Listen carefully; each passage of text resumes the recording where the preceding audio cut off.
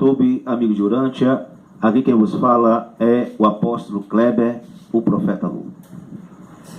Estamos na sequência estudando os vídeos e a série Conhecendo Urântia, além do livro de Urântia.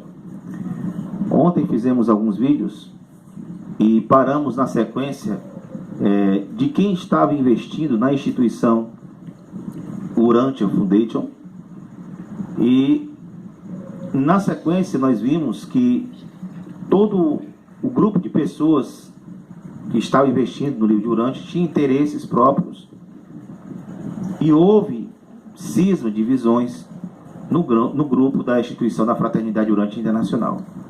Eu vou deixar sempre o link aqui, o nosso outro canal sobre o livro de Urântia, nós estaremos sempre colocando aqui o link da história dos documentos de Urântia. Sempre você vai ver o Despertar da Consciência e você vai saber que também faz parte do nosso grupo de estudantes aqui do nosso canal Merkabah Fraternidade Urântia. Então você vai linkar, vai ter o link e você vai ver exatamente tudo que nós estamos falando, o site que tem todos os estudos de Urântia, e você vai ver que a própria instituição Urântia faz todas essas observações que eu falei durante esses vídeos. Na página do livro de Urântia, do documento 499.1, fala o seguinte, exatamente, deixa eu observar aqui a página 2678, fala o seguinte: mas quase perco a esperança de me fazer capaz de transmitir à mente material a natureza do trabalho dos artesãos celestes. Tenho a necessidade de deturpar constantemente o pensamento e distorcer a linguagem no esforço de abrir a mente dos mortais à realidade dessas transações mononciais e fenômenos quase espirituais. A vossa compreensão é incapaz de captar e a vossa língua é inadequada para transmitir o significado, valor e relação entre essas atividades semi-espirituais.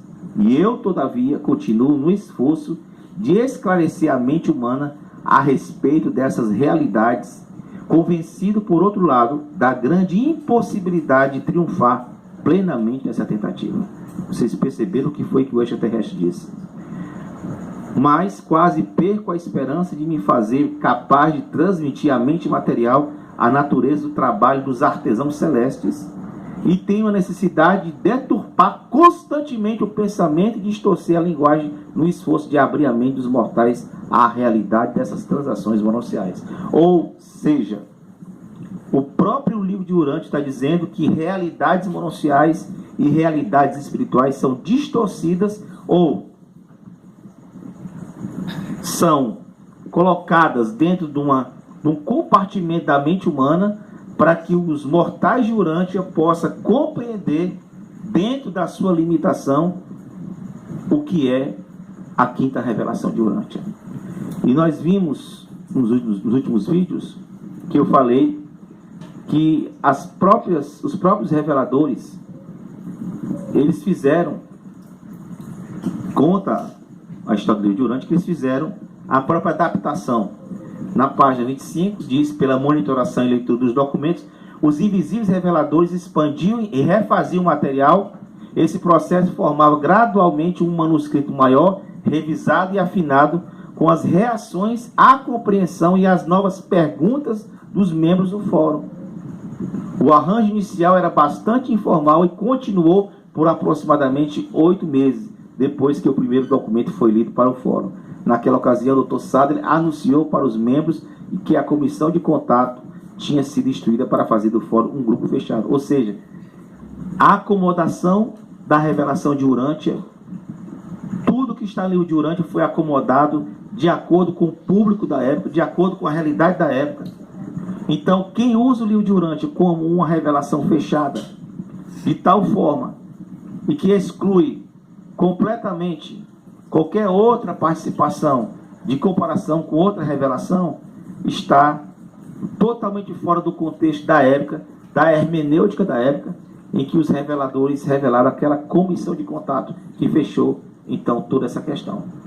E aí nós vimos, na sequência também, deve-se notar, na página 45, do livro de História dos Documentos de Urântia, deve-se notar que aqui os membros do fórum tinham contribuído com o dinheiro que formou possíveis os preparativos para a impressão do livro, a composição do texto em tipos e elaboração das placas de impressão.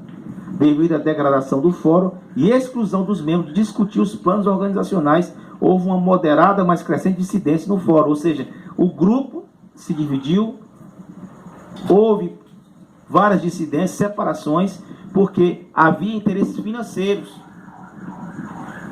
Falamos também isso nos vídeos passados, que há uma instituição humana por trás de todo o livro de Urântia, a instituição protestante.